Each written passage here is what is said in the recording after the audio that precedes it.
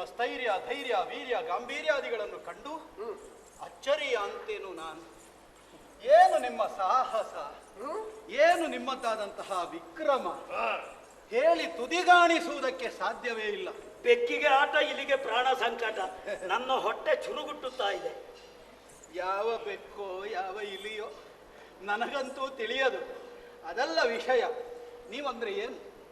ವಿಕ್ರಮದ ವಿಸ್ಫುಲಿಂಗಗಳು, ರಿಪುಕುರಂಗ ಕಂಠೀರವರು, ಆರಾತಿ ಕಾಲಾನಲ ಸ್ವರೂಪಿಗಳು, ವಿದ್ವಿಷ್ಟ ವಿದ್ರಾವಣರು. ಇನ್ನು ಹೇಳುವುದಕ್ಕೆ ಶಬ್ದ ಸಿಗುವುದಿಲ್ಲ ನನಗೆ. ಹಸಿವೆಗೆ ಯಾವ ಪ್ರಶಸ್ತಿಯೂ ಆಗುವುದಿಲ್ಲ, ತಿನ್ನಲೇಬೇಕು. ಹೌದಪ್ಪ, ಆಹಾರವನ್ನೇ ಪ್ರಶಸ್ತಿ ಕೊಟ್ರೆ ಆಗುವುದಿಲ್ವ? ಅದಾಗ್ತದೆ. ಅದೇ. ಅದರಿಂದ ವಿಕ್ರಮಿಗಳು, ಮೆಚ್ಚಿದ್ದೇನೆ ಮೆಚ್ಚಿದ್ದೇನೆ. ಇಂತಹ ಕಟ್ಟುಮಸ್ತಾದ ಶರೀರ, ಆಯಾ ಆಕೃತಿಯಲ್ಲಿ ನಿಮ್ಮದಾದಂತಹ ನಡೆ ನುಡಿಯಲ್ಲಿ ಒಂದಿಷ್ಟು ಲೋಪ ದೋಷಗಳೇ ಕಾಣುವುದಿಲ್ಲ. ಇಂತಹ ನಿಮ್ಮನ್ನು ಮೆಚ್ಚಿದ ನಾನು ಹೀಗೆ ಯುದ್ಧ ಮಾಡಿದ ನಿಮಗೆ ಏನಾದರೂ ಕೊಡಬೇಕು ಅಂತ ಇದ್ದೇನೆ. ನಿನಗೇನು ಬೇಕು? ನಿನಗೇನು ಬೇಕು? ನಿನಗೆ ಎಷ್ಟು ಬೇಕು? ನಿನಗೆ ಎಷ್ಟು, ಯಾವ ರೂಪದಲ್ಲಿ, ಯಾವಾಗ ಬೇಕು ಕೇಳು, ಕೊಡ್ತೇನೆ. ಇವನ ತಲೆಗೆ ಪೆಟ್ಟು ಬಿದ್ದಿದೆ. ಇಲ್ಲವಾದ್ರೆ ಸೋತವ ಗೆದ್ದವರಿಗೆ ಕೊಡುವ ಕ್ರಮ ಉಂಟ? ಇದೆಯಾ? ಅವ ಕೊಡ್ತಾನಂತೆ. ಅವ ಕೊಡಬಹುದು. ನಮಗೆ ಬೇಕಾ? ನಮ್ಗೆ ಬೇಕಾಗಿ. ನಾವು ಗೆದ್ದವರು, ಆದ್ದರಿಂದ ನಾಗಿ ಕೊಡುವ ಸಮರ್ಥ ಯಾರು? ನಾವು. ಕೇಳಿ. ಓಯ್, ನಿನ್ನ ಕೈಯಿಂದ ಏನೇನು ನಾವು ಕೇಳುವುದಿಲ್ಲ. ನಿನಗೆ ಬೇಕು ಎಂದಾದರೆ ನಮ್ಮಲ್ಲಿ ಕೇಳು, ನಾವು ಬರ್ತೇವೆ. ನೀವು ಕೊಡ್ತೀರಾ? ಒಂದು ಅನುಮಾನ ಕಾಡುವುದು ನನ್ನನ್ನು. ಈಗ ನಾನು ಕೇಳಿದೆ, ಆ ಕಾಲಕ್ಕೆ ಅದನ್ನು ಕೊಡುವುದು ಬೇಡ ಅಂತ ನಿಮಗೆ ಕಂಡು ಹೋದರೆ ನಿಮ್ಮಿಂದ ಬಲಾತ್ಕಾರವಾಗಿ ಪಡ್ಕೊಳ್ಳಿಕ್ಕೆ ನನಗೆ ಸಾಮರ್ಥ್ಯ ಉಂಟ? ನಾನು ಮೊದಲೇ ಸೋತವ. ನಾವು ಮಾನಧನರು, ನಮ್ಮ ಮಾತಿನ ಬಗ್ಗೆ ವಿಶ್ವಾಸ ಇಟ್ಟುಕೊಳ್ಬಹುದು. ಹೌದು ಅಲ್ಲ, ಅದಕ್ಕಿಂತಲೂ ನನಗೆ ವಿಶ್ವಾಸ ಬರ್ಬೇಕಿದ್ರೆ ಇನ್ನೊಂದು ದಾರಿ ಉಂಟು. ಏನು? ನೀವಿರುವರು ನನ್ನ ಕರ ತಟ್ಟಿ ಭಾಷೆ ಕೊಡಬೇಕು. ಅಲ್ಲ ಸಂಗತಿ ಅಲ್ಲ. ನೀನು ಕೇಳಿದ್ದನ್ನು ನಾವಿಬ್ಬರು ಕೊಡು.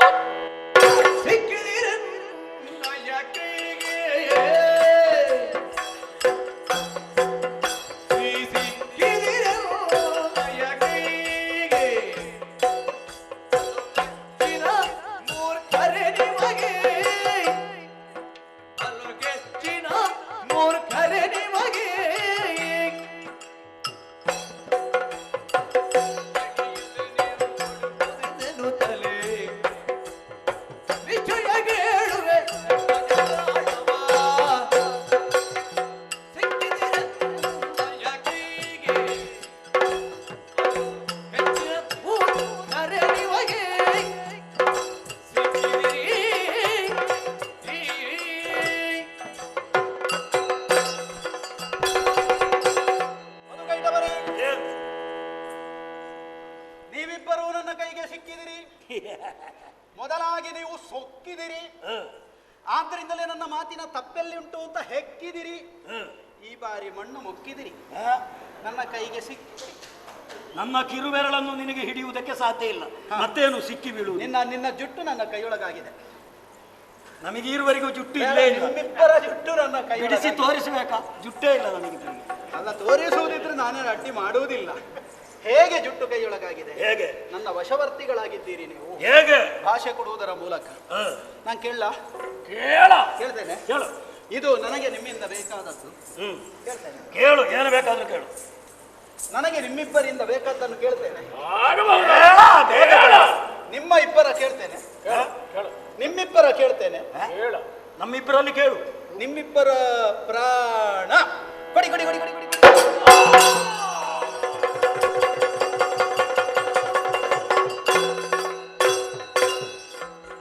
ಏನ ಮಾಡುವುದು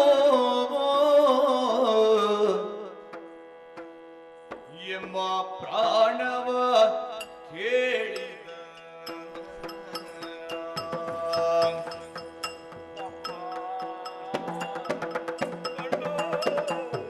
ಏನ ಮಾಡುವುದೆಂಬ ಪ್ರಾಣವ ಕೇಳಿದ ಜಾಣತನದಲ್ಲಿ ಬಾಟಿಸುತ್ತ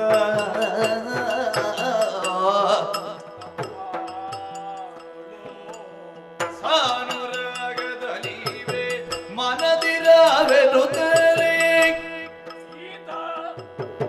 ಅನುರಾಗದಲ್ಲಿವೆ ಮನದಿರವೆನುತ್ತಲೇ ಕಾನಿಮ್ಮೊಳೆಯುತ್ತ ಏನ ಮಾಡುವುದು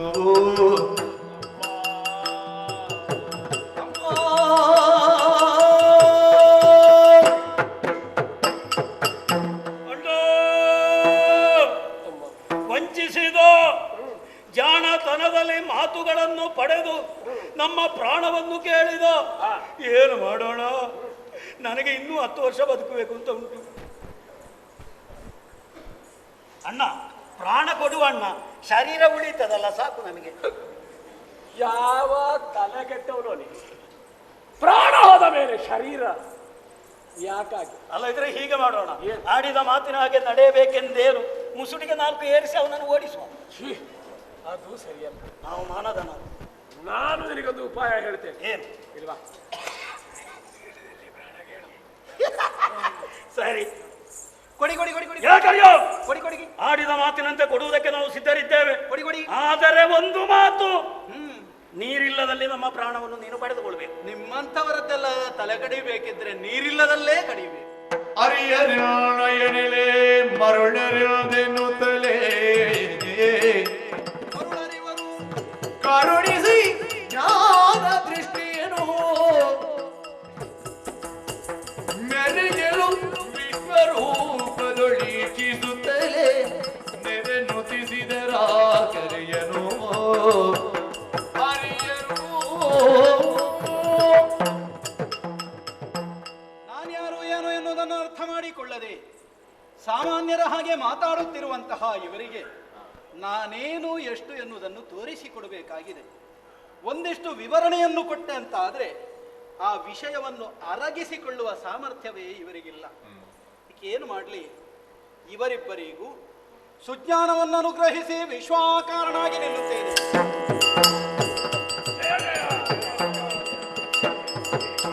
ಕ್ಷೀರಾರ್ಣವಶಯನ ನಾರಾಯಣ ನೀರಜದಳ ನಯನ ನಾರಾಯಣ ನೀರಜದಳ ನಯನ ಘೋರ ದುರಿತ ಸಂಹರಣ ದೀನೋದ್ಧಾರಿ ರಮಣ ನಾರಾಯಣ ಕ್ಷೀರಾರ್ಣವಶಯನ ನಾರಾಯಣ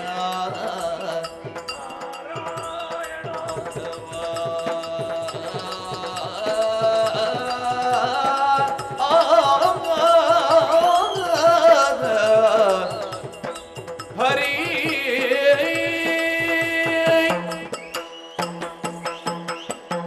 ಓ ಜಗದೀಶ, ಜಗನ್ನಿಯಾಮಕ, ಜಗನ್ನಿಯೋಜಕ, ಇದೋ ನಿನ್ನ ಪಾದಾರವಿಂದಗಳಿಗೆ ಪುಡಮಡುತ್ತಾ ಇದ್ದೇವೆ. ಅಜ್ಞಾನದ ಅಂಧಕಾರದಲ್ಲಿ ನಾವು ವ್ಯವಹರಿಸುತ್ತಾ ಇದ್ದೆವು. ಆ ಕಾರಣದಿಂದಾಗಿ ನಿನ್ನನ್ನು ಅರ್ಥೈಸಿಕೊಳ್ಳುವುದಕ್ಕೆ ನಮಗೆ ಕಷ್ಟ ಸಾಧ್ಯವಾಯಿತು. ಇಂದಿನ ದಿನ ನಿನ್ನದಾದಂತಹ ವಿಶ್ವ ವಿರಾಟ ಸ್ವರೂಪವನ್ನು ಕಂಡಾಕ್ಷಣ ನೀನು ಯಾರು, ನಾವು ಏನು ಎಲ್ಲವನ್ನು ಅರ್ಥೈಸಿಕೊಂಡವರಿದ್ದೇವೆ.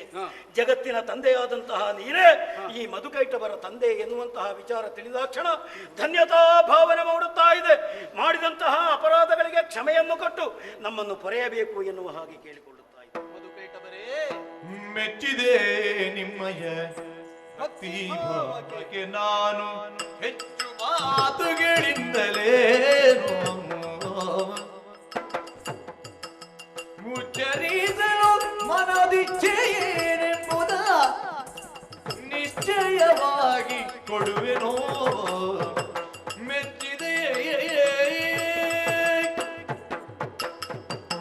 ಮಧುಕೈಟವರೇ, ದೇವ್ರೇ, ನಿಮ್ಮದಾದಂತಹ ಭಕ್ತಿಗೆ, ಭಕ್ತಿಯ ಭಾವಕ್ಕೆ, ನಿಮ್ಮ ಸಾಹಸ ಪ್ರಕ್ರಿಯೆಗೆ ಮೆಚ್ಚಿದ್ದೇನೆ. ಮಾತ್ರವಲ್ಲ, ಹೀಗೆ ಬೇಕು ಅಂತ ಹೇಳಿ ನಾನು ನಿರ್ಧರಿಸಿದ್ದೆ. ಸರಿಯಪ್ಪ, ನೀವು ಯಾರು ಏನು ಎನ್ನುವುದನ್ನು ನೀವು ಅರ್ಥ ಮಾಡಿಕೊಂಡಿಲ್ಲ. ಬರೇ ನೀರ ಮೇಲೆ ಹುಟ್ಟಿಕೊಂಡಿದ್ದೇವೆ, ನಿಮ್ಮಷ್ಟಕ್ಕೆ 2 ಹೆಸರನ್ನು ಇರಿಸಿಕೊಂಡಿದ್ದೀರಿ. ಈಗ ನಾನು ಹೇಳ್ತೇನೆ, ಆಲದ ಎಲೆಯ ಮೇಲೆ ಬಾಲಮುಕುಂದನಾಗಿ ಮಲಗಿದ್ದ ನಾನು ಕಿವಿಯ ಕಲ್ಮಶವನ್ನು ತೆಗೆದು ನೀರಿಗೆ ಹೊಡೆದ ಕಾಲಕ್ಕೆ ಅದರಿಂದ ಮೈವಡೆದು ಬಂದವರು ನೀವು. ಆ ಕಾರಣದಿಂದಲೇ ನಿಮ್ಮ ಜನಕ ನಾನು, ನನ್ನಿಂದ ಜನ್ಯರು ನೀವು. ನೀವು ನನ್ನ ಮಕ್ಕಳು. ನಿಮ್ಮ ಭಕ್ತಿಯ ಭಾವಕ್ಕೆ ನಾನು ಮೆಚ್ಚಿದ್ದೇನೆ. ಈ ಹಿಂದೊಬ್ಬ ಕಾಣ ಸಿಕ್ಕಿದ ಅಂತ ಹೇಳಿದ್ದೀರಲ್ಲ, ಹೀಗೆ ನಿಮ್ಮ ಹುಟ್ಟಾಗುವುದಕ್ಕೂ ಕಾರಣ ಅದೇ. ಅವ ಮೊದಲಿಗೆ ನಿಮ್ಮ ಹುಟ್ಟಾಗುವ ಮೊದಲೇ ನಾನು ಶ್ರೇಷ್ಠ, ನಾನು ದೊಡ್ಡವ ಅಂತ ಹೇಳಿ ಅಹಂಕಾರದಿಂದ ನನ್ನಲ್ಲಿ ವಾದಿಸಿದ್ದ. ಅವನ ಅಹಂಕಾರವನ್ನು ಇಳಿಸಬೇಕು ಅಂತಾದ್ರೆ ಅವನನ್ನೇ ಪೀಡಿಸುವ, ಬೆದರಿಸುವಂತಹ ಶಕ್ತಿಯೊಂದರ ನಿರ್ಮಾಣವಾಗಬೇಕಿತ್ತು. ಅದಕ್ಕಾಗಿ ನಿಮ್ಮ ಹುಟ್ಟಾಗಿದೆ. ಸರಿ, ಮಾತ್ರವಲ್ಲ ಸಾಹಸದಲ್ಲೂ ಅವನಿಂದ ನೀವು ಹೆಚ್ಚಿನವರು ಎನ್ನುವುದನ್ನು ನೀವು ತೋರಿಸಿಕೊಟ್ಟಾಗಿದೆ. ಯಾಕಂದ್ರೆ ನಿಮಗೆ ಹೆದರಿ ಓಡಿ ಹೋಗಿ ಅಡಗಿ ಕುಳಿತಿದ್ದಾನೆ ಎಲ್ಲೋ. ಅಷ್ಟೇ ಅಲ್ಲ, ನಾನು ಸೃಷ್ಟಿಯಾಧಿಕಾರಿ, ಸೃಷ್ಟಿಯೇ ಮೊದಲು ಅಂತ ಹೇಳಿದ್ದಾನೆ. ಅವನಿಂದಲೂ ಮೊದಲು ಸೃಷ್ಟಿಯಾಗುತ್ತದೆ, ಹಾಗೆ ಅಂದ್ರೆ ನನ್ನಿಂದ ಆಗುತ್ತದೆ. ಆ ಸೃಷ್ಟಿಯಾದಂತಹ ಜೀವಿಗಳು ಅವನನ್ನು ಸೋಲಿಸ್ತವೆ ಅನ್ನೋದನ್ನು ತೋರಿಸಿಕೊಡಬೇಕಿತ್ತು. ಅವನ ಸೃಷ್ಟಿ ಇಷ್ಟರವರೆಗೆ ಆಗಲಿಲ್ಲ. ಆದ್ರೆ ನನ್ನ ಸಂಕಲ್ಪದ ಸೃಷ್ಟಿಯಾಗಿ ನೀವು ಹುಟ್ಟಿಕೊಂಡವರು, ಇದು ನನ್ನ ಉದ್ದೇಶವಾಗಿತ್ತು. ಮಾತ್ರವಲ್ಲ, ಸಾಯುವುದಕ್ಕೆ ಸಿದ್ಧರಾಗಿದ್ದೀರಿ. ಸರಿ, ಪ್ರಾಣ ಕೊಡುವ ವಿಧಾನವನ್ನು ನೀವು ಕೇಳಿಕೊಂಡಿದ್ದೀರಿ. ಅದರಂತೆ ನಾನು ಪಡ್ಕೊಳ್ಳುವುದಕ್ಕೂ ಸಿದ್ಧನಿದ್ದೇನೆ. ಆದ್ರೆ ನಿಮ್ಮ ಕೊನೆಯ ಆಸೆ ಏನು? ಸ್ವಾಮಿ, ನಾವು ಹುಟ್ಟಿದ್ದೇವೆ ಎಂಬ ಹಾಗೆ ನಾಳಿನ ಜನಾಂಗಕ್ಕೆ ಅರ್ಥವಾಗುವ ಹಾಗೆ ಒಂದು ವ್ಯವಸ್ಥೆ ಮಾಡ್ತಿದ್ರೆ ಚೆನ್ನಾಗಿತ್ತು. ಒಳ್ಳೆಯದಪ್ಪ. ಹಾಗಿದ್ರೆ ಅದನ್ನು ತಿಳ್ಕೊಂಡು ಪಾಲಿಸಬೇಕಾದದ್ದು ಯಾರು? ಮುಂದಿನ ಜನಾಂಗ. ಸರಿ ಅಲ್ವೇ? ಅದೇ ನಿಮ್ಮ ಕೊನೆಯ ಆಸೆ ಅಂತ ಆದ್ರೆ ಈಡೇರಿಸ್ತೇನೆ. ಅದನ್ನು ನೋಡುವುದಕ್ಕೆ ನೀವು ಮಾತ್ರ ಇರುವುದಿಲ್ಲ. ಯಾಕಂದ್ರೆ ನೀವು ಪ್ರಾಣ ಕೊಡುವುದಕ್ಕೆ ಸಿದ್ಧರಾದವರು. ನಿಮ್ಮ ಕೇಳಿಕೆ ಹಾಗೆ ನಿಮ್ಮ ಪ್ರಾಣವನ್ನು ಪಡ್ಕೊಳ್ಳುತ್ತೇನೆ. ಪದ್ಮಾಸನಬದ್ಧನಾಗಿ ಅದೇ ಆಲದೆಲೆಯ ಮೇಲೆ ಕುಳಿತಿರುತ್ತೇನೆ. ನನ್ನ ಜಂಘಾ ಪ್ರದೇಶದಲ್ಲೇ ನಿಮ್ಮ ಪ್ರಾಣವನ್ನು ಒಪ್ಪಿಸಿ.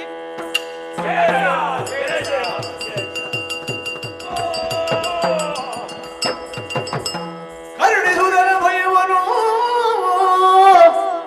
ಇವರಿಗೆ ಜಂಗೆಯೊಡೆದು ದೈತ್ಯರ ಶಿರೆಗಳನ್ನು ಸಂಕರಿಸುತ್ತಲೇ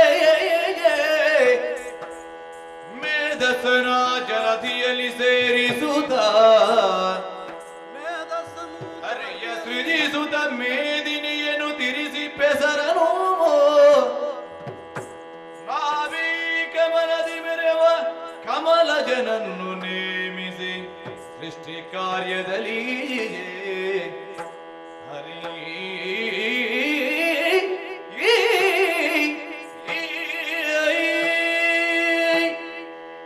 ಮಧುಕೈಟವರ ಶಿರಸನ್ನೇ ಕತ್ತರಿಸಿದ್ದೇನೆ. ಬಿರುದು ಶಾಶ್ವತವಾಗಿ ಉಳಿಬೇಕು, ಜಗತ್ತು ತಿಳ್ಕೊಳ್ಬೇಕು ಅಂತ ಹೇಳಿಕೊಂಡವರಿದ್ದಾರೆ. ಅದಕ್ಕಾಗಿಯೇ ಇವರ ರಕ್ತ ಮತ್ತು ಮೇಧಸ್ಸನ್ನು ಮಿಶ್ರಣಗೊಳಿಸಿ ಮೇದಿನಿಯ ನಿರ್ಮಾಣವನ್ನು ಮಾಡಿದ್ದೇನೆ. ಮಾತ್ರವಲ್ಲ, ಮುಂದಿನ ಜೀವಿಗಳೆಲ್ಲ ಬ್ರಹ್ಮನಿಂದ ಸೃಷ್ಟಿಯಾಗಲಿರುವುದು ಇದೇ ಮೇದಿನಿಯ ಮೇಲೆ ವಿಹರಿಸಬೇಕು, ವ್ಯವಹರಿಸಬೇಕು. ಮೊದಲೇ ನನ್ನನ್ನು ಸೇರಿಕೊಂಡಿದ್ದ, ನನ್ನಲ್ಲಿ ಲೀನವಾಗಿದ್ದಂತಹ ಶಿವನು ಹೊರಬಂದಿದ್ದಾನೆ. ಬ್ರಹ್ಮನೂ ಈಗ ಅಹಂಕಾರವನ್ನು ಕಳೆದುಳಿದು ದೇಹಿತ್ರಾಹಿ ಅಂತ ಯಾಚಿಸ್ತಾ ಇದ್ದಾನೆ.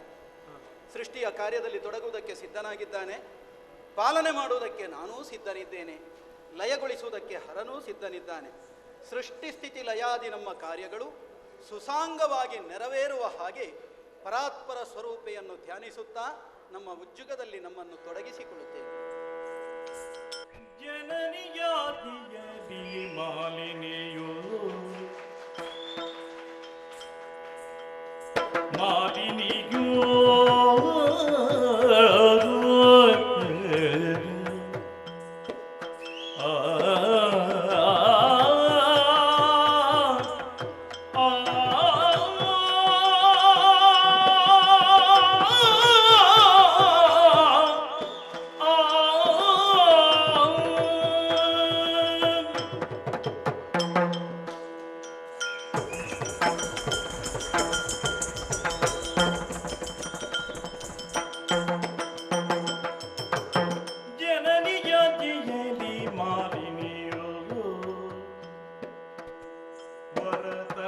ವರತನುಜಾಪೇಕ್ಷೆಯಲಿ ಕಾಮಿನಿಯೋ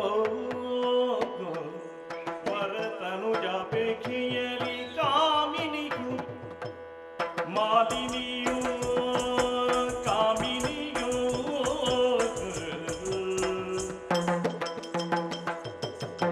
ಕನಕ ಗರ್ಭನ ತಪವನು ಗೀಮೆ ಎನ್ನುತ್ತಲೇ ಕನಕ ಗರ್ಭನ ತಪವನು ಗೀ ಮನಕ್ಕಾಗಿ ನಡೆತಂದು ಮನದಿ ಯೋಚಿಸಿದಳು.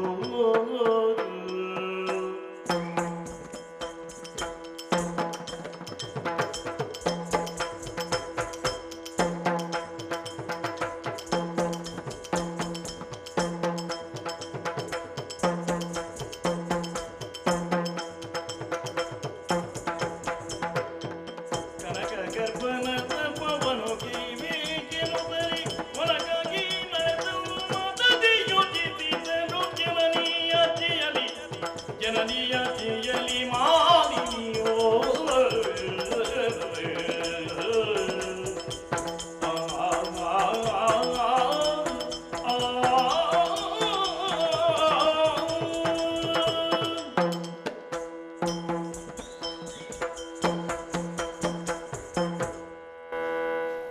ಹೆಣ್ಣಾಗಿ ಹುಟ್ಟುವುದು ಮಾತ್ರ ಸಾಲದಂತೆ ಹೆಣ್ತನವೆನ್ನುವುದು ಸಾರ್ಥಕವಾಗಬೇಕಿದ್ರೆ ಯೋಗ್ಯನಾದಂತಹ ಪುತ್ರರತ್ನವೊಂದನ್ನು ಸಂಪಾದಿಸಿಕೊಳ್ಳಬೇಕು.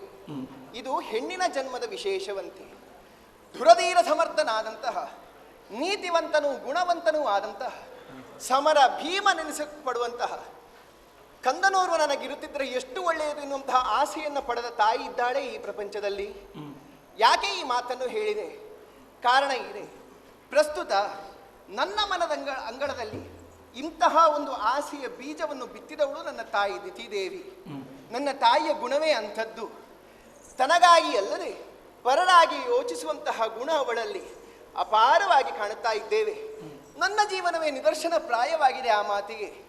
ಕಾರಣ, ಹುಟ್ಟುವಾಗ ನಾನು ಬಹಳ ಕುರೂಪಿಯಂತೆ. ಬೇಸರದಿಂದ ನನ್ನ ಅಮ್ಮ ನನ್ನನ್ನು ಕಂಡು ಎಳೆಯುವ ಮಗುವಾಗಿದ್ದಂತಹ ನನ್ನನ್ನು ಕೊಂಡೋಗಿ ಅಪ್ಪನ ಜಂಗ ಪ್ರದೇಶದಲ್ಲಿ ಇರಿಸಿದರಂತೆ. ನಾನಾ ರೀತಿಯಲ್ಲಿ ದುಃಖಿಸಿದರಂತೆ. ಆ ಕಾಲಕ್ಕೆ ನಮ್ಮಪ್ಪ ತಮ್ಮ ತಪೋಶಕ್ತಿಯಿಂದ ಕುರೂಪಿಯಾಗಿದ್ದಂತಹ ನನಗೆ ಸುಂದರ ಆಕೃತಿಯನ್ನು ಧರಿಸಿದರು. ಅಷ್ಟೇ ಅಲ್ಲ, ರೂಪಕ್ಕೆ ಅನುಗುಣವಾಗುವಂತಹ ಹೆಸರನ್ನು ಕರುಣಿಸಿದರಂತೆ. ಹಾಗಾಗಿ ಇಂದಿಗೆ ಎಲ್ಲರ ಬಾಯಿಂದಲೂ ಮಾಲಿನಿ ಮಾಲಿನಿ ಎಂದು ಹೊಗಳಿಸಿಕೊಳ್ಳುತ್ತಾ ಇದ್ದೇನೆ. ನಾನು ಆಡುತ್ತಿರುವಂತಹ ಮಾತಿನ ತಾತ್ಪರ್ಯ ಇಷ್ಟೇ. ಎಂದಿನಂತೆ ನನ್ನ ಅಮ್ಮ ದೂರದಿಂದ ಬರುವಂತಹ ಮಗಳಾದ ಮಾಲಿನಿಯನ್ನು ಕಂಡು ಬರಮಾಡಿಕೊಂಡು ಆಲಿಂಗಿಸಿಕೊಳ್ಳದೆ ಮನೆಯ ಒಂದು ಮೂಲೆಯಲ್ಲಿ ಕುಳಿತು ಧಾರಾಕಾರವಾಗಿ ಅಶ್ರುಧಾರಿಯನ್ನು ಸುರಿಸುತ್ತಾ ಇದ್ಲು.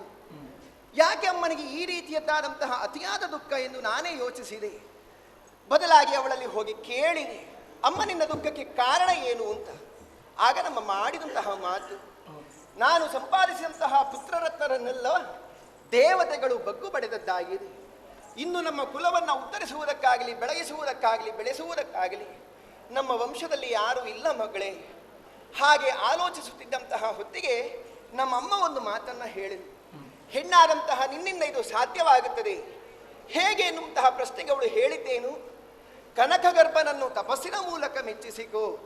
ಅಷ್ಟೇ ಅಲ್ಲ, ಧುರಧೀರ ಸಮರ್ಥನಾದಂತಹ ಮೂರು ಲೋಕವನ್ನೇ ಗೆಲ್ಲುವಂತಹ ಪುತ್ರನನ್ನು ವರವನ್ನಾಗಿ ಸಂಪಾದಿಸಿಕೋ ಎನ್ನುವ ಹಾಗೆ ಅಮ್ಮನ ಮಾತಿಗೇನೋ ಒಪ್ಪಿಕೊಂಡದ್ದಾಯಿತು.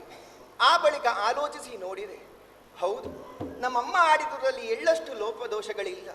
ಅವಳ ಮಾತಿಗೆ ಒಪ್ಪಿ ಅವಳಿಂದ ಆಜ್ಞೆಯನ್ನು ಪಡೆದು ನೇರವಾಗಿ ಬ್ರಹ್ಮನನ್ನ ಕುರಿತು ತಪಸ್ಸನ್ನಾಚರಿಸುವುದಕ್ಕೆ ಬೇಕಾಗಿ ಈ ಕಾಡಿನ ಮಧ್ಯೆ ಬಂದೆ. ಮುಂದುವರಿಯುತ್ತಾ ಬರುತ್ತಿದ್ದಂತೆ ಕಾನನದ ಆಂತರ್ಯವನ್ನೇನೋ ಸಮೀಪಿಸಿದ್ದೇನೆ. ಸುತ್ತಲೂ ದೃಷ್ಟಿ ಹಾಯಿಸಿ ನೋಡಿದರೆ ಪ್ರಶಾಂತವಾಗಿರುವಂತಹ ವಾತಾವರಣವೇನೋ ಹೌದು. ಆದರೆ ಇದು ನನ್ನ ತಪಸ್ಸಿಗೆ ಯೋಗ್ಯವಾದಂತಹ ಸ್ಥಳವೇ? ನಾನಿಲ್ಲಿ ಕುಳಿತುಕೊಂಡು ತಪಸ್ಸನ್ನು ಆಚರಿಸಬಹುದೇ ಎನ್ನುವ ಮುಂತಾದ ಪ್ರಶ್ನೆಗಳು ನನ್ನ ಮನಸ್ಸಿನ ಚೌಕಟ್ಟಿನೊಳಗೆ ನುಗ್ಗುತ್ತಾ ಇವೆ. ಇದಕ್ಕೆ ಕಾರಣ ಏನು ಬಲ್ಲಿರಾ? ನಾನೇನು ಸಾಮಾನ್ಯನೇ? ಚೆಲುವಿಗೆ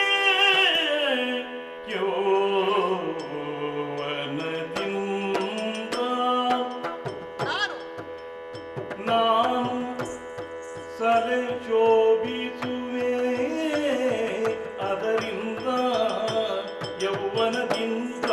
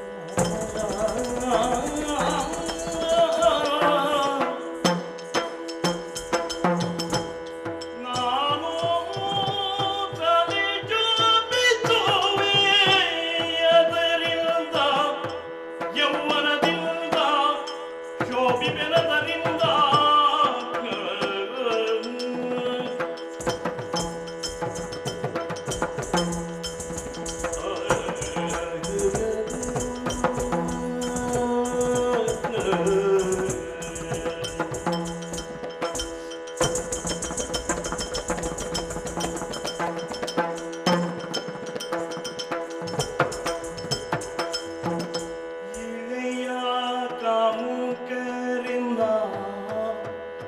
ಕಂಡರೆ ಮೋಗಿದ ದುಳಿಯರು. ಇದು ಸತ್ಯವಲ್ಲವೇ? ಇಳೆಯ ಕಾಮುಕರಿಂದ ಕಂಡರೆ ಮೋಗಿದ ದುಳಿಯರು. ತಪಕಿವು ವಿಘ್ನವಾಗುವ ದೈಸೆಯೇ. ಇಳೆಯ ಕಾಮುಕರಿಂದ ಕಂಡರೆ ಮೋಗಿದ ದುಳಿಯರು. ತಪಕಿವು ವಿಘ್ನವಾಗುವ ದೈಸೆಯೇ. ಚೆಲುವಿಕೆ ಯೌವನದಿಂದ ನಾನು ಸರಿದೋಗಿ ತುಂಬಿದರಿಂದ ಯೌವನದಿಂದ ಶೋಭಿನದರಿಂದ.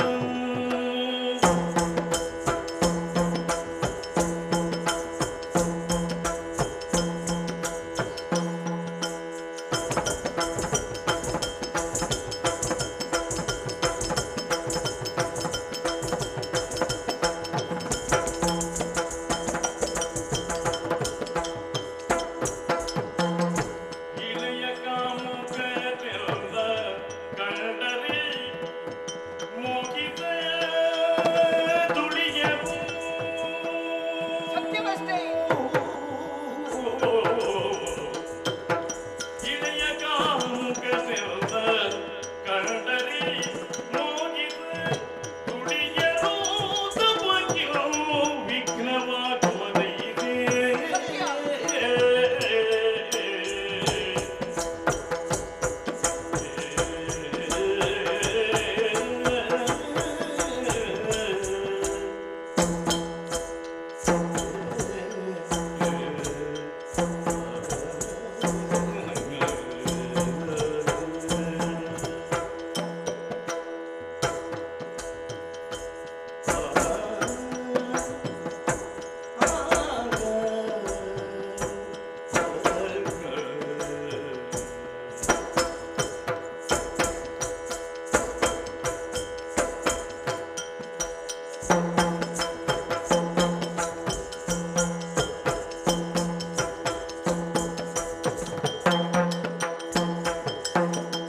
ಇಳೆಯ ಕಾಮುಕರಿಂದ ಕಂಡರೆ ಮೋಗಿದ ದುಳಿಯರು. ಇಳೆಯ ಕಾಮುಕರಿಂದ ಕಂಡರೆ ಮೋಗಿದ ದುಳಿಯರು. ತಮಗಿವು ವಿಘ್ನವಾಗುವ ದೈಸೆ. ಗೆಲುವಿಗೆ ಯೌವನದಿ ಶೋಭಿಪೇನ.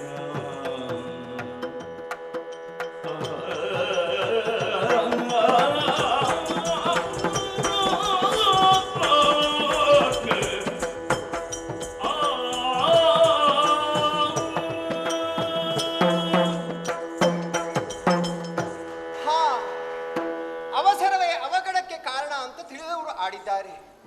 ತಾಯಿಯ ಮಾತಿಗೆ ಒಪ್ಪಿ ಸರಸರನೆ ಈ ಕಾಂತರದ ಆಂತರ್ಯವನ್ನ ಸೇರಿದ್ದೇನೋ ಸರಿ. ಬ್ರಹ್ಮದೇವರನ್ನ ಮೆಚ್ಚಿಸಿಕೊಳ್ಳುವುದಕ್ಕೆ ಬೇಕಾಗಿ ಸಕಲ ಸಿದ್ಧತೆಗಳನ್ನು ಮಾಡಿದ್ದಾಯಿತು, ಪೂರೈಸಿದ್ದಾಯಿತು. ಆದರೆ ಇನ್ನೇನು ತಪಸ್ಸಿಗೆ ಕುಳಿತುಕೊಳ್ಳಬೇಕೆನ್ನುವಷ್ಟರಲ್ಲಿ ನಾನಾ ರೀತಿಯ ಆಲೋಚನೆಗಳು ನನ್ನನ್ನು ಕಾಡುತ್ತಾ ಇವೆಯಲ್ಲ. ಈ ರೀತಿಯಲ್ಲಿ ನಾನು ತಪಸ್ಸನ್ನು ಆಚರಿಸಿದೆ ಎಂದಾದರೆ ನನ್ನ ತಪಸ್ಸು ಸಾಫಲ್ಯವನ್ನು ಒಡ್ಡುವುದಕ್ಕೆ ಸಾಧ್ಯವೇ? ಸಾರ್ಥಕವಾದೀತೆ? ಯಾಕೆ? ಕಾರಣಗಳು ಹಲವಾರಿದೆ ಸ್ವಾಮಿ, ಬೇರೇನಲ್ಲ. ನನ್ನನ್ನೊಮ್ಮೆ ಅಡಿಯಿಂದ ಮುಡಿಯವರೆಗೆ ನೋಡಿದರೆ ಸರ್ವಾಂಗ ಸುಂದರಿ ನಾನು. ಇದು ನಾನಾಗಿ ಹೇಳಿಕೊಂಡದ್ದಲ್ಲ. ಊರಿನ ಪ್ರತಿಯೊಬ್ಬನ ಬಾಯಲ್ಲೂ ಆಡಿ ಬರುವಂತಹ ಮಾತುಗಳೇ ಇಷ್ಟು. ಹೆಣ್ಣು ರತಿ ಸದೃಶವಾಗಿರುವವಳು ಬೇರೆ ಯಾರೂ ಅಲ್ಲ, ಮಾಲಿನಿ ಎನ್ನುವ ಹಾಗೆ. ಹೌದು, ಆ ರೂಪವೇ ನನ್ನ ಪಾಲಿಗೆಂದು ಶಾಪವಾಗಿ ಹೋಯಿತಲ್ಲ. ನಾನಿದೇ ರೂಪವನ್ನು ಧರಿಸಿಕೊಂಡು ತಪಸ್ಸಿಗೆ ಕುಳಿತೆ ಎಂದಾದರೆ ಸ್ವಾಮಿ, ನಾನು ತಪಸ್ಸು ಮಾಡುವುದು ಎಲ್ಲಿ? ಈ ಇಳೆಯಲ್ಲಲ್ವೇ? ಇಳೆಯ ಕಾಮುಕರು ಅಷ್ಟೇ ಅಲ್ಲ, ಈ ಕಾಡೆನ್ನುವುದು ಹೇಗೆ? ದುಷ್ಟ ಮೃಗಗಳಿಗೆ, ಘೋರ ರಾಕ್ಷಸರಿಗೆ, ಕಳ್ಳರಿಗೆ, ಕಟುಕರಿಗೆ, ಕಾಮುಕರಿಗೆ ವಾಸಸ್ಥಾನವಂತೆ. ಅವರ ಮನೆಯಲ್ಲೇ ಹೋಗಿ ನಾನು ತಪಸ್ಸನ್ನಾಚರಿಸಿದೆ ಎಂದಾದರೆ ನನ್ನನ್ನು ಬಿಟ್ಟಾರಿಯೇ? ಇಳೆಯ ಕಾಮುಕರ ಕಣ್ಣಿಗೆ ನಾನು ಬಿದ್ದೆ ಎಂದಾದರೆ ಕಾಮತೃಷೆಯನ್ನು ತೀರಿಸಿಕೊಳ್ಳುವುದಕ್ಕೆ ಬೇಕಾಗಿ ನನ್ನ ತಪಸ್ಸಿಗೆ ವಿಘ್ನವನ್ನು ಒಡ್ಡಲಾರರೆ ಖಂಡಿತವಾಗಿ ಒಡ್ಡಿಯೇ ಒಡ್ಡುತ್ತಾರೆ. ಇನ್ನು ದುಷ್ಟರ ಆ ರಾಕ್ಷಸರ ಕಣ್ಣಿಗೆ ಬಿದ್ದೆ ಎಂದಾದರೆ ಅವರ ಆಹಾರವಾಗಿ ನಾನು ಆಗಬೇಕಾಗುತ್ತದೆ. ಹಾಗಾದರೆ ಇಂತಹ ರೂಪವತಿಯಾದಂತಹ ನಾನು ತಪಸ್ಸನ್ನು ಆಚರಿಸುವ ಬಗೆಯಾದರೂ ಹೇಗೆ? ಓಹೋ, ಬರೇ ಇಳೆಯವರ ಬಗ್ಗೆ ಯೋಚಿಸಿ ಫಲವೇನು? ಇನ್ನೂ ಇದ್ದಾರೆ ನಮಗಾಗ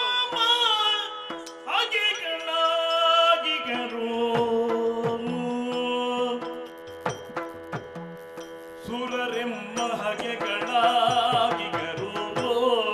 ಆ ಸುರರು ನಮಗೆ ಹಗೆಗಳಲ್ಲವೇ?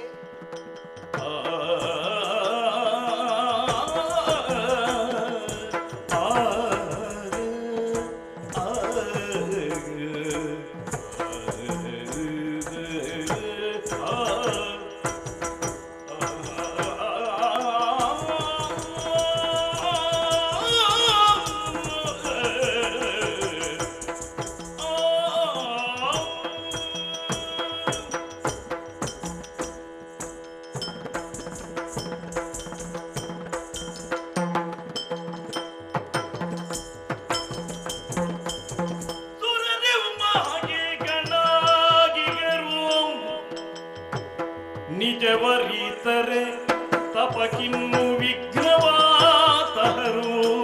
ಖಂಡಿತ ತರುತ್ತಾರೆ. ನಿಜವರಿತರೆ ತಪಕಿನ್ನು ವಿಘ್ನವಾತಹರು. ಸುರರೆಂಬ ಹಗೆಗಳಾಗಿಗರು ನಿಜವರಿತರೆ ತಪಕಿನ್ನು ವಿಘ್ನವಾತಹರು. ಮರೆಸಿನ ನಿಜವನ್ನು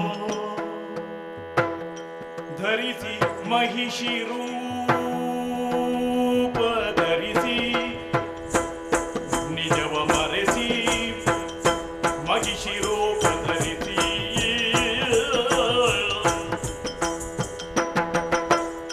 ಮರೆಸಿನ ನಿಜವನ್ನು ಧರಿಸಿ ಮಹಿಷಿ ರೂಪ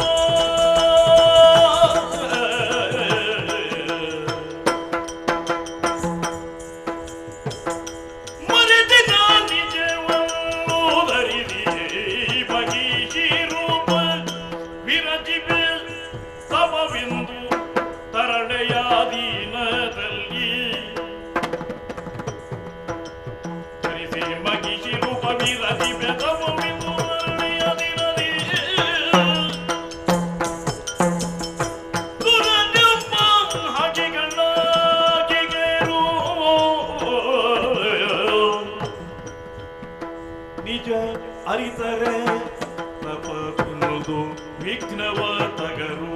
ಖಂಡಿತ ತರುತ್ತಾರೆ. ನಿಜ ರೂಪ ಮರೆಸಿ ಮಹಿಷಿ ರೂಪ ಧರಿಸಿ ವಿರಜಿ ಬೇತಪವಿರುವುದರಣೆಯ ದಿನದಿಯೇ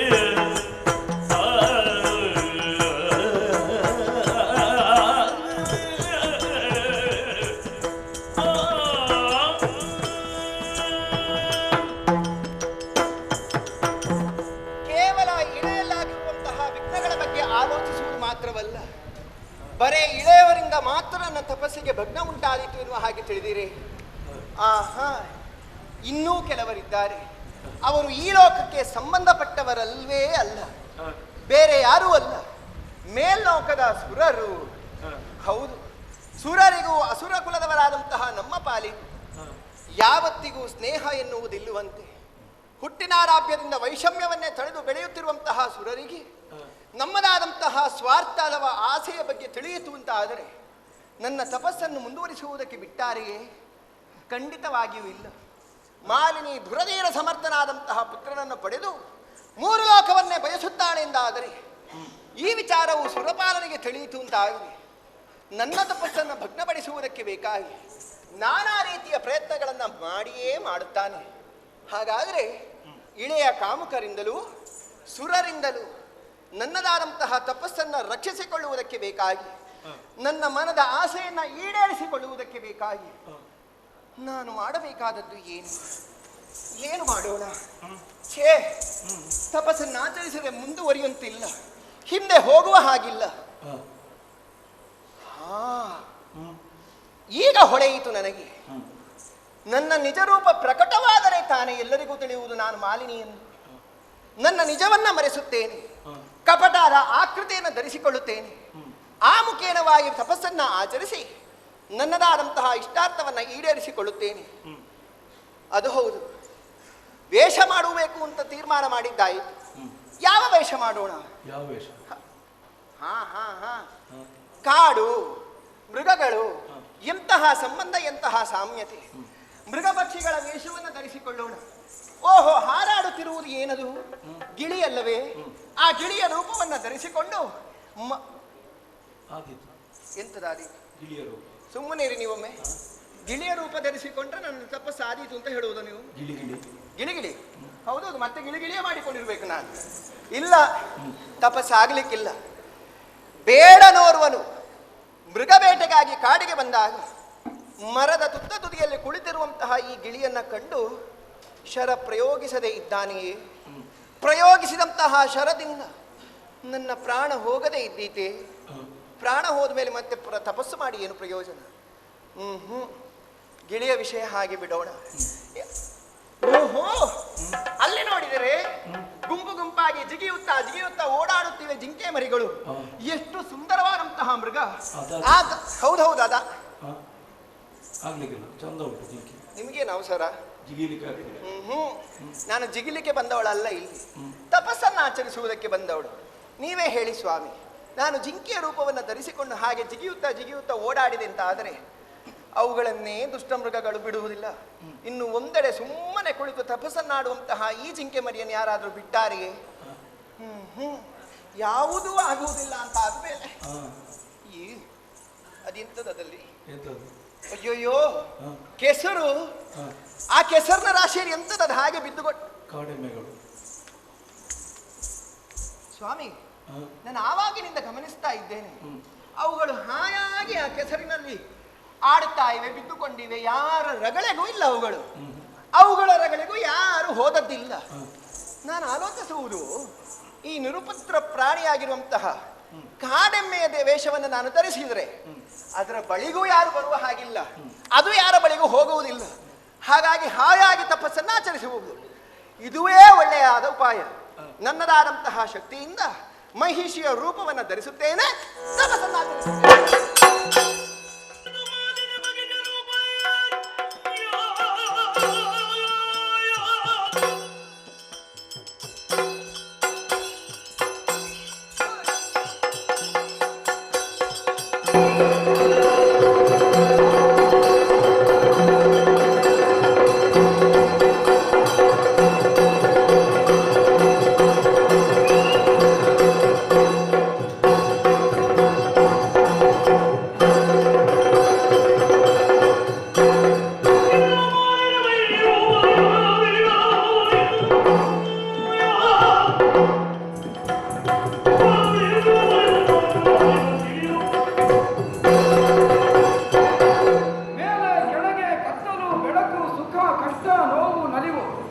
ಇಂತಹ ದ್ವಂದ್ವಾತ್ಮಕವಾದಂತಹ ಪ್ರಪಂಚದಲ್ಲಿ ಕಣ್ಣಿಗೆ ಕಾಣದೇ ಇರುವ ಅಗೋಚರ ಶಕ್ತಿ ಯಾವುದುಂಟು ಅದನ್ನು ಕಾಣುವಂತಹ ಉದ್ದೇಶದಿಂದ ಈ ಗೊಂಡಾರಣ್ಯವನ್ನು ಸೇರಿ ಅದೆಷ್ಟೋ ಕಾಲದಿಂದ ತಪಸ್ಸನ್ನು ಆಚರಿಸುತ್ತಿರುವ ಸುಪಾರ್ಶ್ವಕ ಮುನಿ ನಾನು.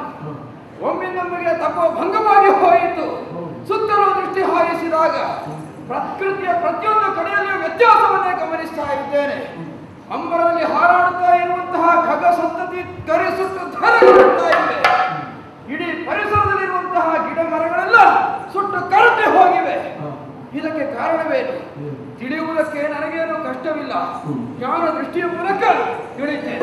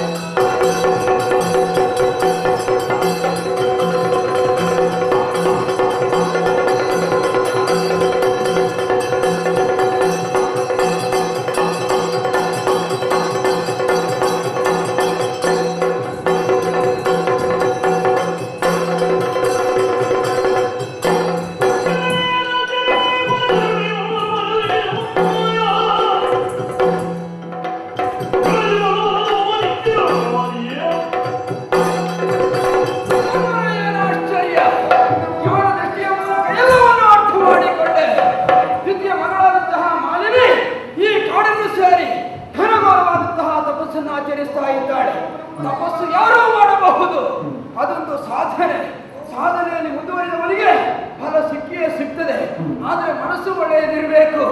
ಈಕೆ ಮನಸ್ಸೇನಿರುವುದನ್ನು ಅರಿತುಕೊಂಡೆ ಇದು ನಮ್ಮಂತಹ ಋಷಿಗಳಿಗೆ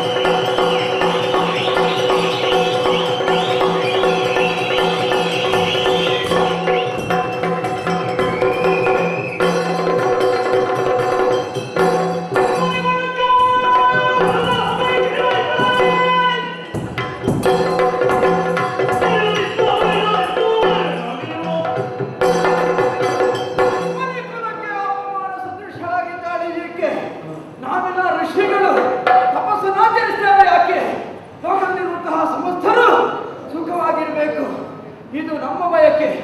ಆದರೆ ಈಕೆ ಮನಸ್ಸೇನು ಸಜ್ಜನರಾದಂತಹ ದೇವತೆಗಳನ್ನು ಪಗ್ಗು ಪಡೆಯುವ ಮಗನನ್ನು ಪಡೆಯಬೇಕು ಎನ್ನುವಂತಹ ದುರುದೋಷ ಈಕೆಗೆ. ಈಕೆ ಮಾಡುವಂತಹ ಈ ತಪಸ್ಸಿಗೆ ಸರಿಯಾದ ಶಾಸ್ತಿ ಆಗಲೇಬೇಕು. ಅವಳ ದುಃಖವನ್ನು ನೋಡಬಾರ್ದು. ನಿಜವನ್ನು ಮರೆಸಿದ್ದಾಳೆ. ಮಹಿಷಿ ರೂಪದಿಂದ ತಪಸ್ಸನ್ನು ಆಚರಿಸ್ತಾ ಇದ್ದಾಳೆ. ಮಹಿಷಿ ರೂಪದಿಂದ ತಪಸ್ಸನ್ನು ಆಚರಿಸುವ ಈಕೆಯ ಉದರದಲ್ಲಿ ಮಹಿಷದಲ್ಲಿ ಪರಿಹರಿಸುವುದಕ್ಕೆ ಮೂರು ಮೂರ್ತಿಗಳಿಗೂ ಅಸಾಧ್ಯವಾಗಲಿ ಅಸಾಧ್ಯವಾಗಲಿ. ಎಣ್ಣೆ ಹೊಟ್ಟೆಯಲ್ಲಿ ಕೋಡನೆ ಹುಟ್ಟಬೇಕು. ನಮ್ಮಂತವರಿಗೆ ಈ ಪರಿಸರವೇ ಆಗಲಿಕ್ಕಿಲ್ಲ. ಒಳ್ಳೆ ಸಲಹೆ ಇದ್ದು ಹುಡುಕುತ್ತಾ ಮುಂದುವರಿತೇನೆ.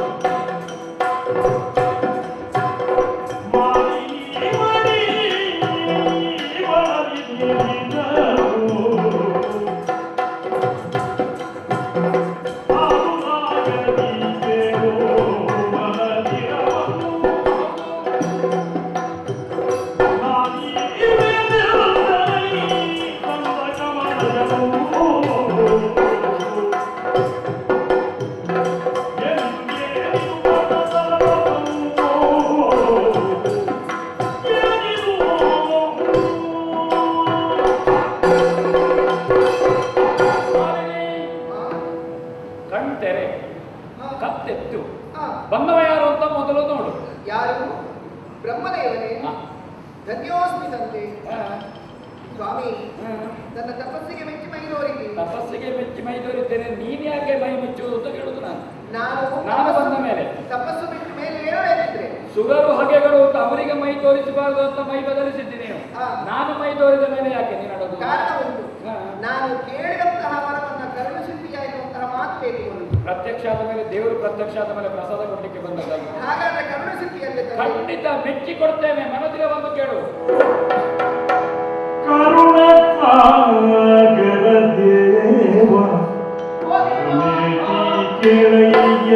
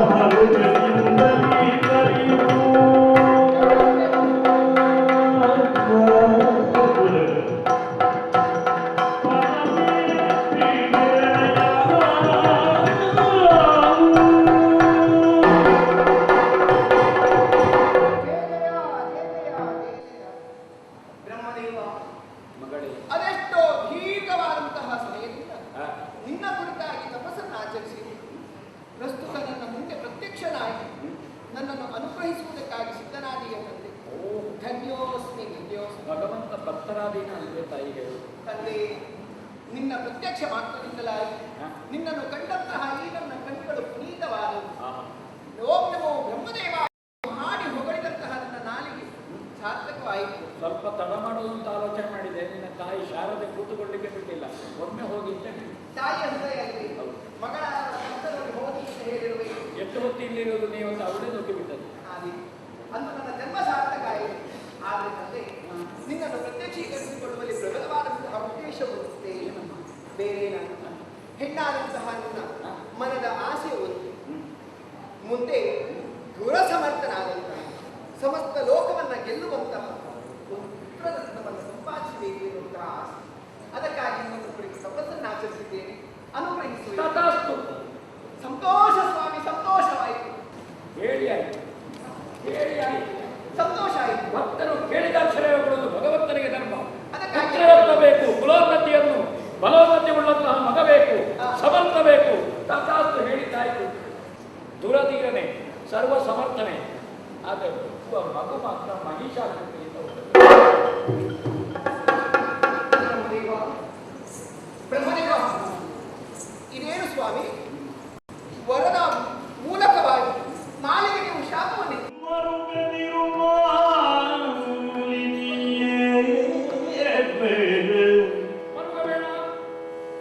ಮುನಿವರನೊರೆದ ವಚನವು ತಪ್ಪಲರಿಯದು. ಮುನಿವರ ಒರೆದ ವಚನವು ತಪ್ಪಲರಿಯದು.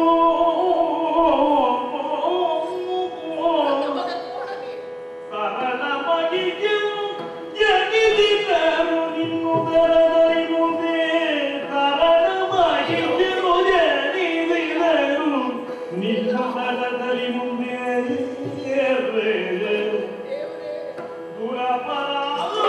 ದುರಪರಾಕ್ರಮಿಗೆ ನಿಧಿ ಮೆರೆಯುವನು.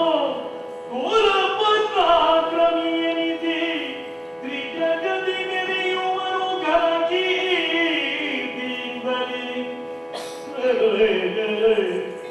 ಮರೆಯ ಮಾತನ್ನೆನುದ ಸಂದೇಶಿದನು ಮಾಲಿನಿಯ. ಮರುಗದಿರು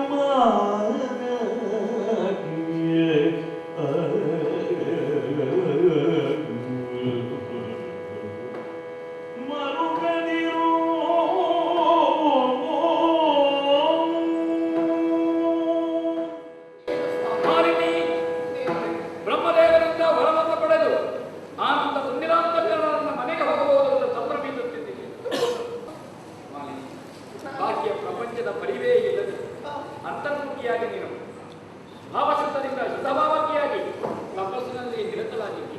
ಅದುವೇ ನಿನ್ನ ತಪೋ ಜ್ವಾಲೆಯಿಂದ ಈ ಪ್ರದೇಶದಲ್ಲಿ ಮೊದಲೇ ತಪಸ್ಸಿನಲ್ಲಿ ತಲ್ಲೀನರಾಗಿದ್ದ ಲೋಕಹಿತಮ್ಮನ ಕರುಣೀಯಂ ಈ ಶುದ್ಧ ಭಾವದಲ್ಲಿದ್ದಂತಹ ಸುಭಾಷಕರಾದಂತಹ ಮುನಿಯ ತಪಸ್ಸಿಗೆ ಎಡರಾಯಿತು ತೊಡರಾಯಿತು. ಹಾಗೆ ಅವರು ಕೊಟ್ಟಂತಹ ಶಾಪವನ್ನು ಹುಸಿ ಮಾಡಬಾರದು. ಆದರೆ ಯಾವ ಸ್ವಭಾವದಿಂದ, ಯಾವ ಭಾವದಿಂದ, ಯಾವ ಸಂಕಲ್ಪದಿಂದ, ಯಾವ ಸ್ಥಾನದಿಂದ ನೀಡಿದ್ದಿ ಮಹಿಷಾಕೃತಿಯಲ್ಲಿ ಬೇಕು. ರೂಪ ಮಾತ್ರ ಮಹಿಷರ, ರೂಪ ಇರುವುದು ಯಾವುದರಲ್ಲಿ? ಪ್ರವೃತ್ತಿ ಮನುಷ್ಯರ. ಅವನು ಪ್ರಬಲವಾಗುತ್ತಾನೆ, ಬಲಾಢ್ಯವಾಗುತ್ತಾರೆ. ಮಾತ್ರ ಅಲ್ಲ, ಅವನನ್ನು ತಪಸ್ಸಿಗೆ ಕಳುಹಿಸಿಕೊಡು ನನ್ನ ಮನೆಗೆ.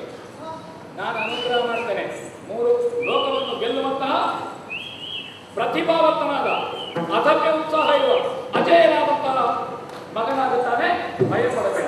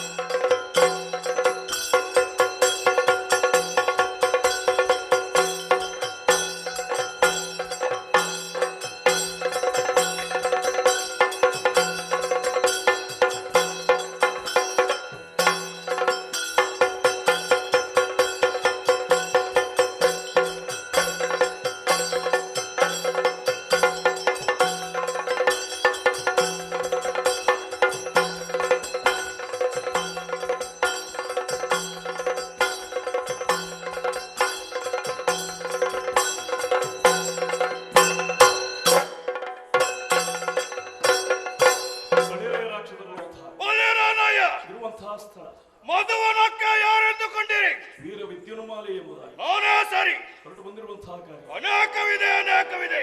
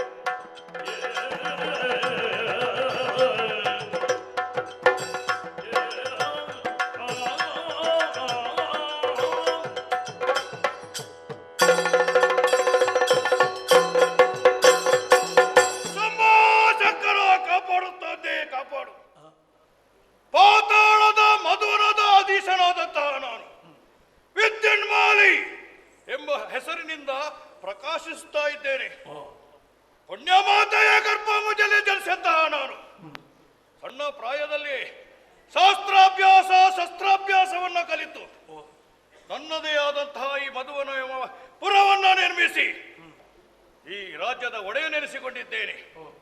ಪ್ರಜೆಗಳಿಗೆ ಬೇಕಾದಂತಹ ಎಲ್ಲ ಸಕಲ ಸವಲತ್ತುಗಳನ್ನು ಪೂರೈಸಿಕೊಂಡು ನಾನು ಮೆರೆದಾಡುತ್ತಾ ಇದ್ದೇನೆ. ಬುದ್ಧಿಬಲ, ಭುಜಬಲ, ಸೇನಾಬಲ ಎಲ್ಲದರಲ್ಲಿಯೂ ಬಲಶಾಲಿಯಾದಂತಹ ನಾನು ಇನ್ನೂ ಸ್ವಲ್ಪ ಪ್ರಸಿದ್ಧಿಗೆ ಬರಬೇಕು, ಕಾಲ ಕೂಡಿ ಬರಬೇಕು. ಅದಕ್ಕಾಗಿ ನಾನು ಯಾವತ್ತೂ ಕಾಯುತ್ತಾ ಇರುವವ. ನನ್ನ ಪರಾಕ್ರಮದ ವಿಚಾರ ಹೇಳಿದ್ರೆ ಏನೋ ಏನೋ ಇದೆ. ನಾನೇನು ಸಾಮಾನ್ಯನಲ್ಲ. ಎದುರಾಳಿಯನ್ನ ಎದೆಮುರಿ ಕಟ್ಟಿ ಹಿಮ್ಮೆಟ್ಟಿಸುವಂತಹ ಚಾಕಚಕ್ಯತೆಯನ್ನು ಹೊಂದಿದವ ನಾನು. ನನ್ನ ಆತ್ಮಬಲ ಇದೆ. ನನ್ನದೇ ಆದಂತಹ ಸಿದ್ಧಾಂತದಲ್ಲಿ ನಾನು ಹೋಗುವವ. ಆದ ಕಾರಣ ಕೆಲವು ಸಾಮಂತರೆಲ್ಲ ನನ್ನ ಸ್ನೇಹಾಚಾರವನ್ನು ಬಯಸುವುದಿಲ್ಲ. ಯಾಕಂದ್ರೆ ನನ್ನ ಸಿದ್ಧಾಂತವನ್ನು ಅವರು ಒಪ್ಪುವುದಿಲ್ಲ. ಇರಲಿ ಬಿಡಿ, ಎಂದಿನಂತೆ ನಿತ್ಯ ವಿಧಿಗಳನ್ನು ಪೂರೈಸಿ ಈ ಒಡ್ಡೋಲಗ ಚಾವಡಿಯನ್ನ ಏರಿದ್ದೇನೆ. ಉತ್ತಮವಾದ ಸಿಂಹಾಸನದಲ್ಲಿ ನಾನು ಇಲ್ಲಿ ಕುಳಿತುಕೊಂಡಿದ್ದೇನೆ. ಸುತ್ತಲೂ ದೃಷ್ಟಿ ಹಾಯಿಸಿರುವಾಗ ಏನದು, ಯಾರ ಒಳಗೆ ಬರ್ತಿರುತ್ತೆ? ಏನೋ ಏನು ಹುಡುಕುವುದು?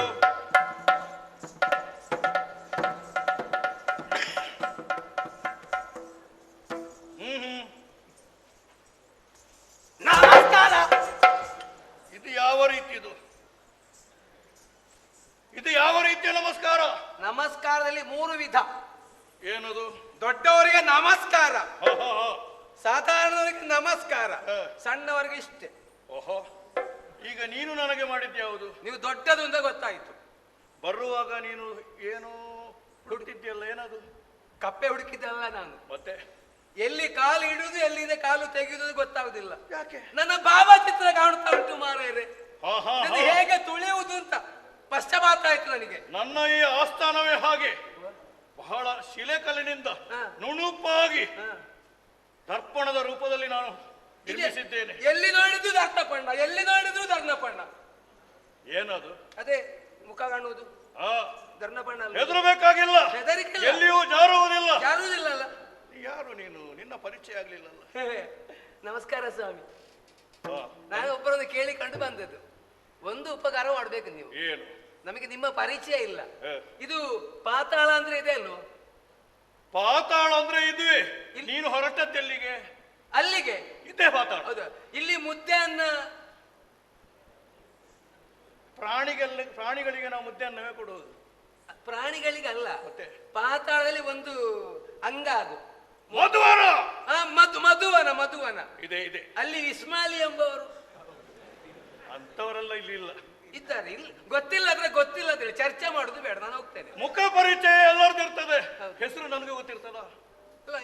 ಇಸ್ಮಾಲಿ ಅವರು ಅಲ್ವೋ? ಅಲ್ಲ, ಗೊತ್ತಿಲ್ಲ ಅಂದ್ರೆ ಗೊತ್ತಿಲ್ಲ ಅಂತ ಹೇಳಿ ಚರ್ಚೆ ಮಾಡುದು ಯಾಕೆ? ನನಗೆ ಸಮಯ ತುಂಬಾ ಇದೆ, ನಾ ಬೇರೆ ಕಡೆ ಹೋಗ್ತೇನೆ. ನಿಜವಾಗಿ ನನಗೆ ಗೊತ್ತಿಲ್ಲ. ಗೊತ್ತಿಲ್ವಾ? ಇಸ್ಮಾಲಿ ಗುರುತ ಇಲ್ವಾ? ಎಂತ ಅವರು ಏನು ಇಲ್ಲಿ? ಅಲ್ಲಿ ಅಂದ್ರೆ ಇಲ್ಲಿ ಜನ ಅವರು ಒಡೆಯ. ಏ, ಹಾಗಲ್ಲವೋ? ಅಲ್ಲ, ಅಲ್ಲಿ ಗೊತ್ತಿಲ್ಲ ಅಂದ್ರೆ ಗೊತ್ತಿಲ್ಲ ಅಂತ ಹೇಳಿ ಮಾರ್ರೆ, ಚರ್ಚೆ ಯಾಕೆ? ವಿದ್ಯುನ್ಮಾಲೆ ಕೇಳಿದ್ಯಾ? ವಿದ್ಯುತ್ ಸ್ವಲ್ಪ ವ್ಯತ್ಯಾಸ ಆಯ್ತು. ಏನು? ವಿದ್ಯುನ್ಮಾಲಿ ಅಂತ ಇಲ್ಲಿಯ ಒಡೆಯ? ಹೌದೌದು, ಅದು ನಾನೇ. ಮೊದಲೇ ಹೇಳಿದ್ರೆ ಇಷ್ಟಲಾಗ್ಲಿಕ್ಕಿತ್ತ? ಯಾಕೆ?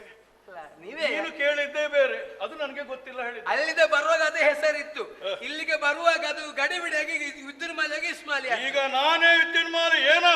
ನಾನು ಹೇಳಿದ್ದು ನೀವು ಇಸ್ಮಾಲಿ ಆಗುದಿಲ್ಲ, ಮತ್ತೆ ಸಂಗತಿ ಅಂತದ್ದು. ನಮಸ್ಕಾರ ಸ್ವಾಮಿ. ಬಂದದ್ದು ಯಾಕೆ ಹೇಳು? ನಾನು ಇಲ್ಲಿಯವಲ್ಲ, ಮತ್ತೆ? ನಾನು ಮೇಲಿಂದ ಬಂದದ್ದು. ಮೇಲಿಂದ ಮರದ ಮೇಲಿಂದಲ್ಲ, ಮತ್ತೆ ಭೂಲೋಕ. ಹ. ಅಲ್ಲಿ ಒಂದು ಊರುಂಟು.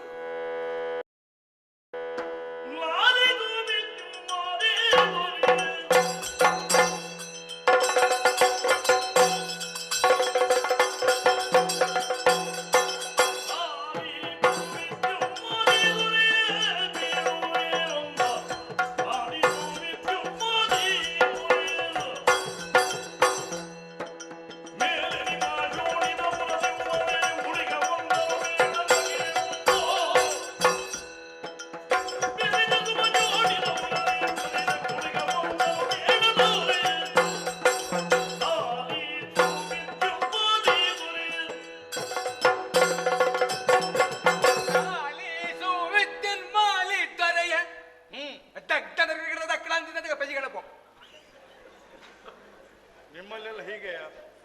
ಮುಕ್ತಾಯ. ಓಹೋ. ಒಡೆಯ, ನಾನು ಮೇಲೆ ಭೂಲೋಕ ಗೊತ್ತುಂಟು ನಿಮಗೆ? ಹಾ ಹಾ.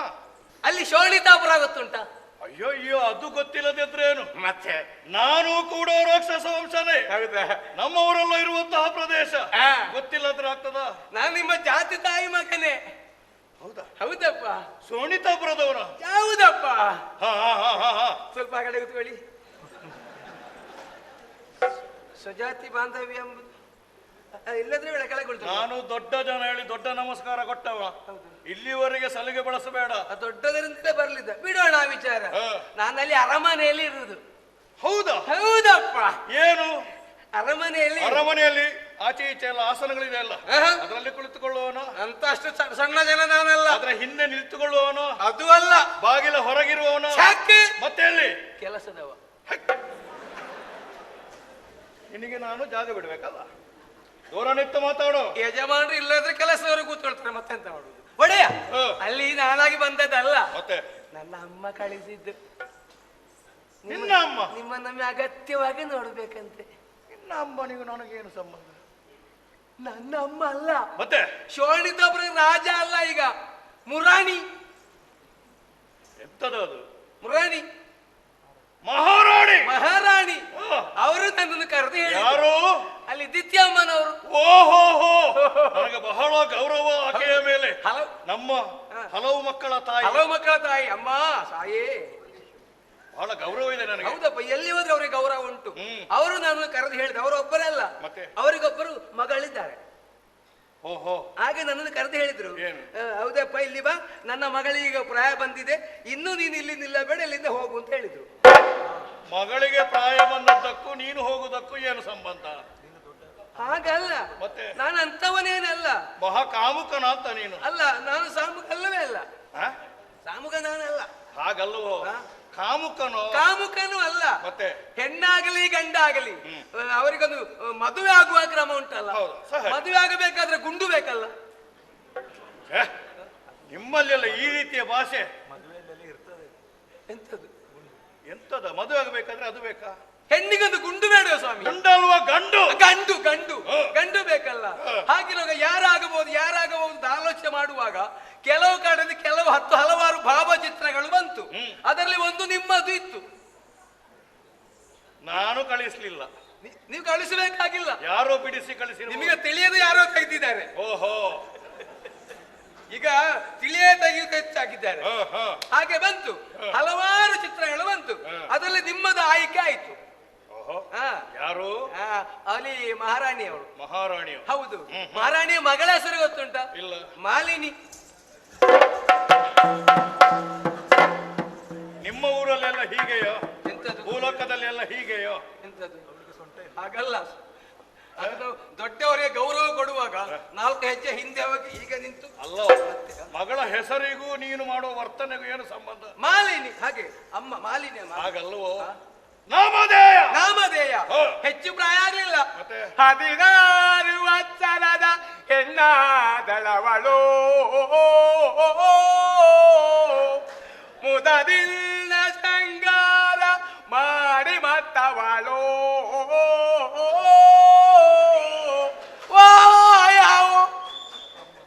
ಹೌದೇನಾ? ಹಾಗೆ ನಿನ್ನ ಕೆಲಸದ ಬಿಡುವಿನ ವೇಳೆಯಲ್ಲಿ ನೀನು ಗಮಕ ಕಲಾವಿದನು?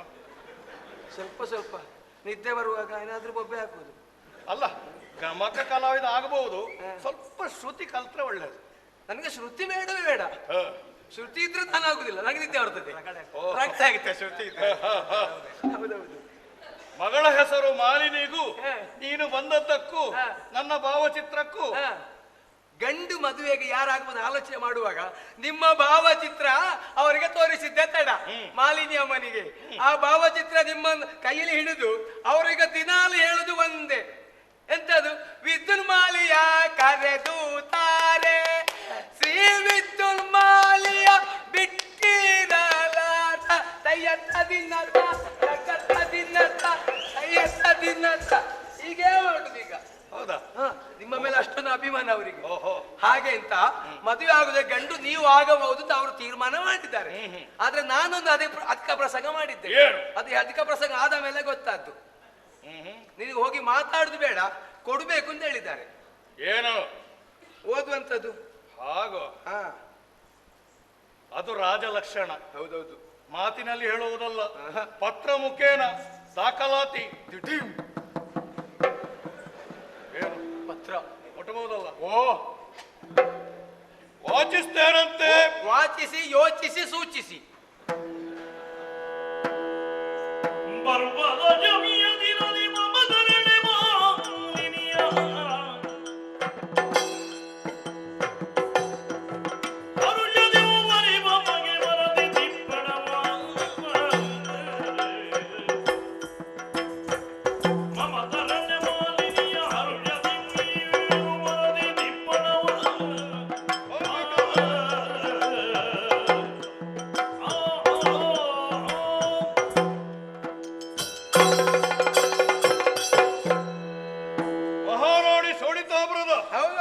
ದೇವಿಯವರು ಮಾಡುವ ನಮಸ್ಕಾರ. ನಮಸ್ಕಾರ. ಸ್ವಸ್ತಿ ಶ್ರೀ ಸ್ವಸ್ತಿ. ಪಾತಾಳದ ಅಧೀಶರಾದಂತಹ ವಿದ್ಯುನ್ಮಾಲಿಗೆ ಮಾಡುವ ನಮಸ್ಕಾರ. ನಮಸ್ಕಾರ.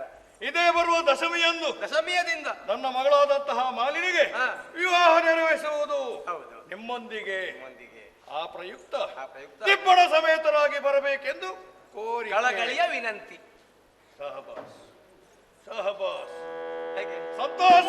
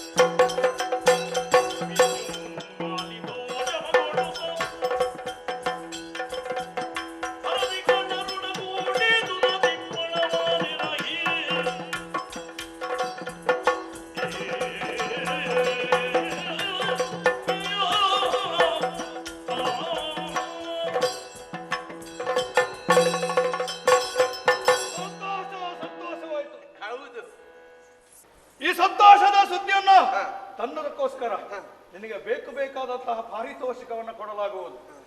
ಬರುವ ದಶಮಿಯಂದು ದಿಬ್ಬಣ ಸಮೇತರಾಗಿ ಬರಲಿಕ್ಕೆ ಹೇಳಿದ್ದಾರೆ. ಆದ ಕಾರಣ ಈ ಓಲೆಯಲ್ಲಿ ನಾನು ಸಂಪೂರ್ಣವಾಗಿ ಬರುತ್ತೇನೆ, ಒಪ್ಪಿಗೆ ಎಂಬುದಾಗಿ ಬರೆದಿದ್ದೇನೆ. ಇದನ್ನು ಕೊಂಡೋಗಿ ಮಹಾರಾಣಿಯಲ್ಲಿ ತಿಳಿಸಿ ಬರ್ತೇನೆ ದಿಬ್ಬಣ ಸಮೇತರಾಗಿ. ನಾವು ದಾರಿ ನಿರೀಕ್ಷೆಯಲ್ಲಿ ಇರ್ತೇವೆ. ಆಯ್ತಾಯ್ತು, ವ್ಯವಸ್ಥೆ ಎಲ್ಲ ಮಾಡ್ತೇವೆ. ಒಳ್ಳೆಯ ಸುದ್ದಿ, ಒಳ್ಳೆಯ ಸುದ್ದಿ. ನನ್ನ ಬಹುದಿನದ ಆಸೆ ನಿರೀಕ್ಷೆ ಒಳ್ಳಿತೆ ಆಯಿತು. ದೊಡ್ಡವರ ಸಹವಾಸ ಮಾಡಬೇಕು, ನಾನು ಏನು ಎಂಬುದನ್ನು ಜಗತ್ತಿಗೆ, ಮೂರು ಲೋಕಕ್ಕೆ ಪ್ರಕಟಪಡಿಸಬೇಕು. ಇದು ಸುಸಂದರ್ಭ. ಸೋಣಿತಾಪುರದ ಮಹಾರಾಣಿ ನಿತಿದೇವಿಯ ಮಗಳಾದಂತಹ ಮಾಲಿನಿಯನ್ನು ವರಿಸಿ ನಾನು ಏನು ಎಂಬುದನ್ನು ಲೋಕಕ್ಕೆ ಪ್ರಕಟಪಡಿಸ್ತೇನೆ ಅಂತ ಹೇಳುತ್ತೇನೆ.